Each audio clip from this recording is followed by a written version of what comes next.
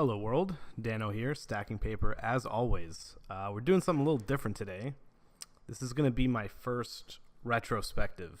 So I'm rereading a series that I read many moons ago when I was but a wee lad, probably in elementary school. So this is going to be a series of unfortunate events. I read this series again way back when, and I obviously loved it as a kid. And I've recently rebought the entire series because I realized I never finished it. I only got to book 11, and there's 13 books. So it's there was only 2 books left. I really should get around to finishing it. So over the course of, I don't know, who knows how long this is going to fucking take. But I'm going to just be reading these books sporadically in between my other reading projects because they're really short books. A lot of them are kind of just glorified novellas in a lot of ways, especially the early ones are definitely shorter. And essentially I'm just going to see if they hold up, if I like them as much as I did when I was a kid. And I'm going to be doing 2 at a time. So this is going to be book 1 and book 2, The Bad Beginning, and The Reptile Room. Next video will be 3 and 4, 5 and 6, and so on. And yeah, they're going to be very brief videos because, again, I'm assuming that most people already know the content of these books, at least especially the first few of them, the first 3 for sure, because, there's a movie that a lot of people watched, and now there's a Netflix series that I did watch a bit of it. It's all right. It's giving Wes Anderson, as the kids would say, but anyway, I'm going to just try to focus on the books now. So the first one is good. The first one's solid. It's actually quite believable, even though there's a lot of zany characters, particularly, Count Olaf's troop, bunch of weirdos, but it's pretty grounded. There's nothing too crazy in it. It's a situation that I could actually see happening, and probably has actually happened in the past. Probably successfully, because life isn't a novel and stuff very rarely goes well. Although, again, it's a series of unfortunate events. It's not like this shit really goes well for the kids at all. But the first one I think holds up. It's a solid 7.5 maybe. It's well paced. There's not really too much action, but it doesn't really need it. It's a lot more of an introduction to the format that every book is going to follow going forward, because every book is kind of the same in this series, in the sense that they're just moving from place to place, and everywhere they live is miserable, but they kind of just do the best with what they can.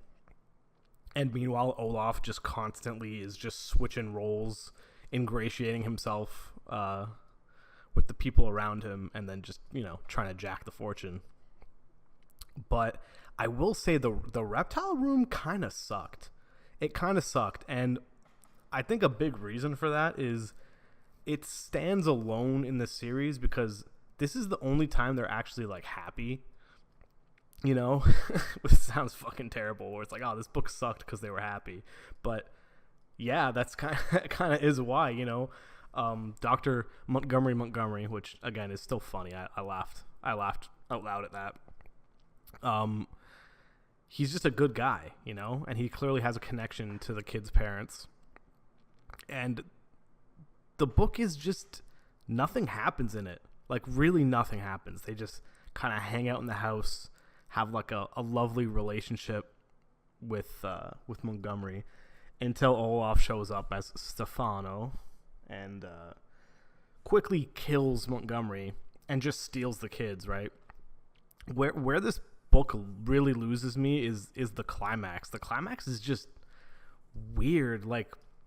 Olaf succeeds in killing Montgomery and is driving these kids to Peru, and they just luckily, out of pure sheer luck, just crash into Mr. Poe. And Mr. Poe is such a moron, man. He is irredeemable, irredeemably stupid. And I think he is a big he's a big downfall for these books, I think, because he is just so ridiculous. Like, how can an adult be like that stupid? And I get it. Like it's a kid's book. Obviously, all the adults are dumb and the kids are the only ones that know what's going on. Like, that's a classic children's book trope. But when you're dealing with like adoption and like banking and, you know, someone who has like a job where you need to be competent, it's insane how incompetent he is.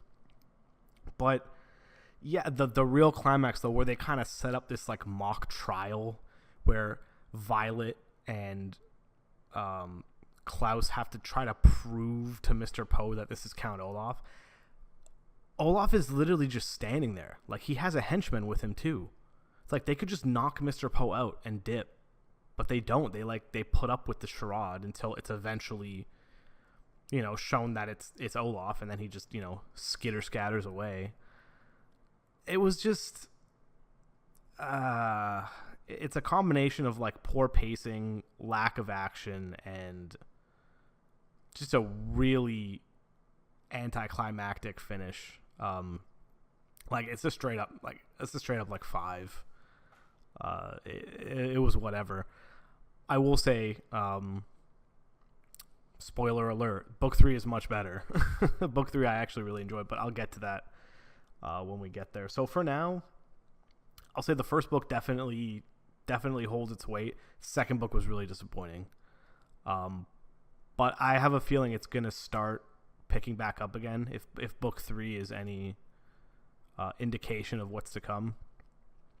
Because I do remember, like, once it kind of gets past 3, the settings start getting a lot more interesting, and it's a lot less single caretakers and more like, not corporations, but like they kind of, you know, join groups. Like, they go to a boarding school at one point, and hospital and carnivals, and the settings get much more interesting and the characters get much more interesting. I do know that. So definitely more hopeful going forward. But for now, book 1 solid, book 2 absolute stinker. And yeah, we'll see how this retrospective builds up going forward. Until then, see you next time.